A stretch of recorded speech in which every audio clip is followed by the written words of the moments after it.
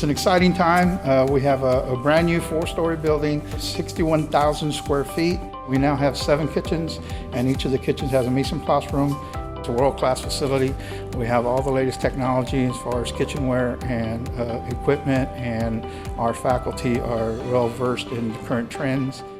In addition to highlighting our wonderful culinary and baking and pastry arts programs, we also now have the opportunity to showcase hospitality. We have a designated hospitality classroom where students can actually get practice. The furniture that we selected, it really was representative of hospitality and what you might see when you go into a hotel.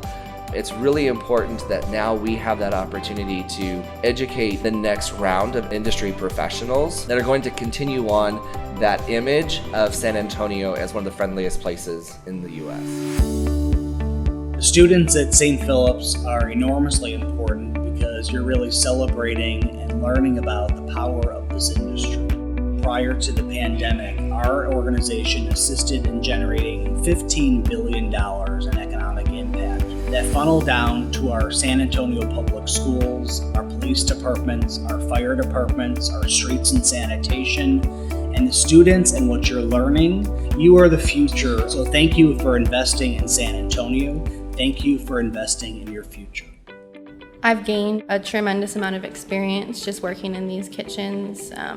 When I was in high school, my teacher was telling us that we were expecting a new building here on campus, so I was kind of excited about that when I applied. And when I got my first tour here, I was completely blown away. It was almost like being a little kid with all the shiny new toys again. It feels amazing knowing that the community and the voters recognize the importance of chefs, and so I'm really glad that the voters recognize that this is an important field of study, and I know that from here they will help me to get somewhere.